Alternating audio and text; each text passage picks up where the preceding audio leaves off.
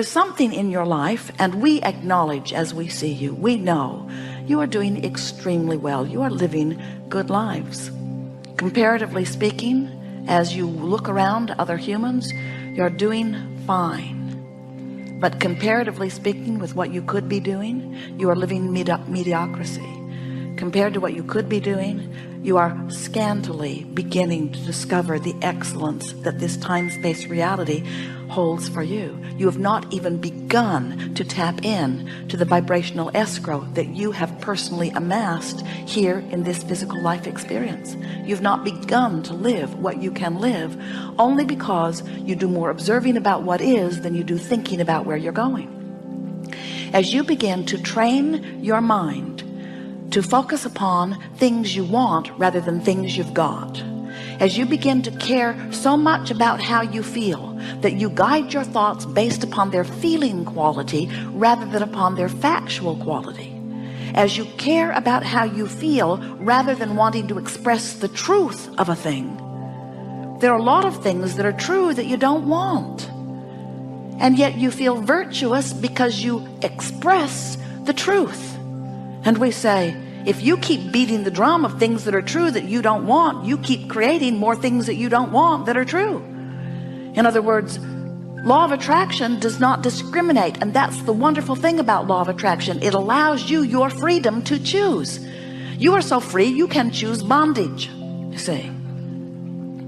And so as you begin to understand that this powerful law of attraction is always consistent, and you begin to watch its evidence in your experience, when something happens that is wonderful, acknowledge that as it happens it feels like this, and leading up to it you felt the same, and then announce to yourself and anybody else who is listening and interested, I did that.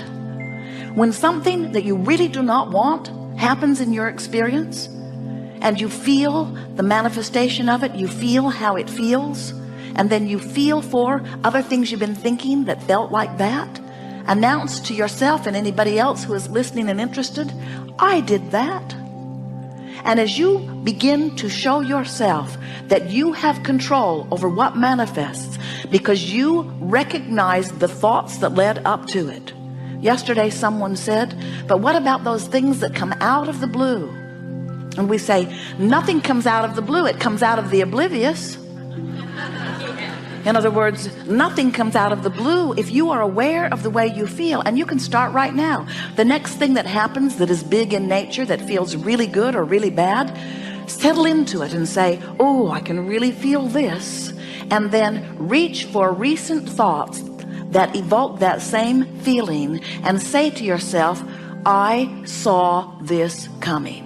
I saw it coming. I sensed it coming. I felt it coming. I knew it was coming.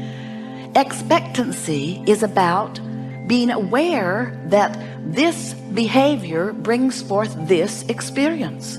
And we want you to begin to expect the manifestations that come from the patterns of thought, because that's how all things are created. Do you know that before there is anything, before there is what you call manifestation, there is strong, long, steady thought, consistent thought about it.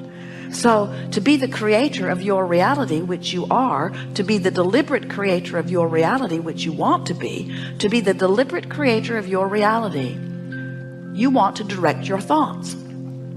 Well, most everybody says, sounds good to me, I'm ready to go.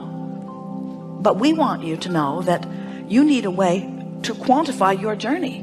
When you are directing your thoughts, you have to know what is the direction that is leading you toward what you want, and what is the direction that is leading you toward what you don't want. And when you listen to the others around you, have you ever had a decision to make, and so you decided you would poll the people that are close to you, and every one of them gave you a different answer? This one said do it, this one said don't do it, this one said do it but do it this way, this one said do it but do it this way, this one said don't do it and don't do it ever, and this one said don't do it but maybe do it later. And they drive you out of your mind because they can't possibly give you guidance that is good for you. They can only give you guidance about you that is good for them, because everyone must factor in how this fits into their life experience. Everyone is selfishly oriented. You cannot help but see through the eyes of self. when you go to the car dealer and you say to him, which do you think is the best car for me? He will tell you which is the best car for him to sell to you. He doesn't have the ability to factor in all of the things that you've been living that have made you know specifically what you want.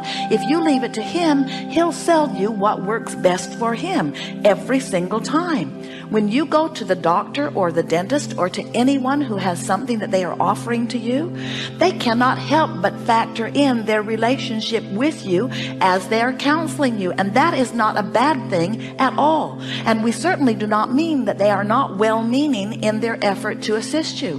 What we are saying is, every time you interact with someone else, you get all kinds of vibrational interference, is really the best word, because no one can guide you accurately. And when you ask them to, and even when they do their very best to guide you, and it turns out however it turns out, you almost always end up resenting whatever it was they told you, because if you're not a vibrational match to what you've been asking for, it can't come. And it doesn't matter how precisely you tried to follow anybody else's advice.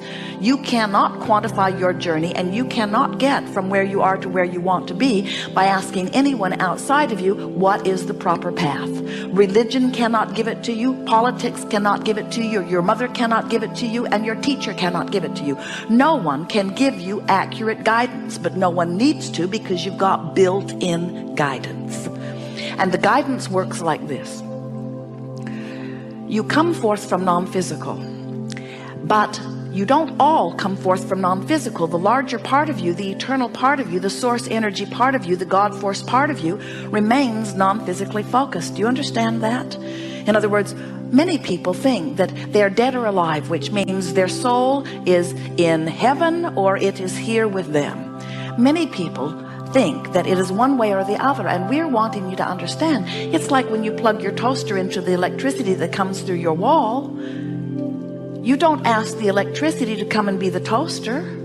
You're happy that the electricity remains the electricity and that it powers your appliances. You understand the difference between the source of the energy and the toaster. And so we're not wanting to be disrespectful, but you are the toaster. You are the extension of source energy, but the electricity, the source, will always remain non-physically flowing to you. So this source energy is always there flowing to you, and as you are here in your physical experience, life is causing you to have a constant expansion of personal desires. And we cannot emphasize accurately or enough the power and importance of the personal part of your desires. You are uniquely perfect. You are personally perfect. You are uniquely asking, and source is delighted to respond to your unique requests that are born out of your unique life experience and perspective. Every single one of you is unique and appreciated. So you live life whatever it is, and out of it you ask for those unique things. Now many of you say, oh, the things I'm asking for are not that unique. And we say, yes, they are. The combination of the life you live and the rockets of desires that shoot out of you and the vibrational escrow that is amassing on your behalf because of all that you've lived before and what you're living now is a unique part of the expanding universe, and every bit of it is of value. So you are uniquely asking, and your source energy is now standing in vibrational alignment with what you have asked for. Because when you are having exposure to an experience and you know what you don't want, source energy does not turn its attention to what you do not want, but in the moment that what is wanted is born out of that, source energy gives that its undivided attention.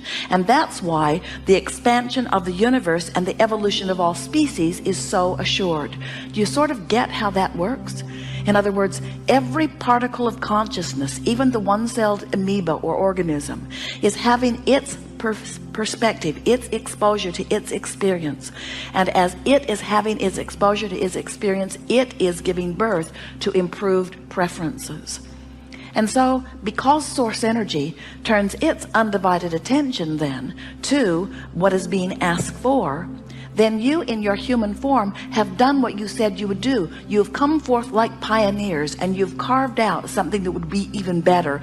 And the larger part of the source energy turns its undivided attention to that improvement, and the expanded universe moves on. That's why no matter what Al Gore says about global warming, and no matter what anybody else is saying about what's going on, as they look at a pocket here and a pocket here and a pocket here of things that are not to their liking in the moment, no matter what any of them say from their very narrow human close-up perspective of what's going on here on this planet, because when something that you see that you do not like causes you to launch a rocket of desire, and because source energy, the energy that creates worlds, turns its undivided attention to what you are now asking for, you have to know that even as you're beating the drum and fearing global warming, that you're asking for improvement, and source is flowing with the improvement. So life must continue to get better on this planet. Do you know that it is at the best it has ever been and improving?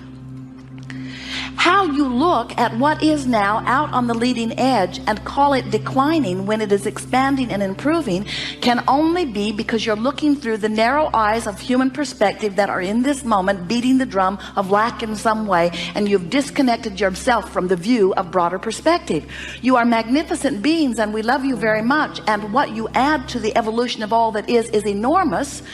But you have not yet, from your human perspective, figured out how to scrape enough dirt together to launch another Earth into orbit. You don't know what you're doing relative to things that are world nature. Global warming is not a factor that need concern you. This Earth is expanding and evolving and improving. It is not shrinking and disintegrating and declining. It is not. Life is eternal, and your balanced Earth is in good stead. Worry not about it. But it's not wrong for you to explore your Earth and see things that are of concern to you. That's what you said you would do.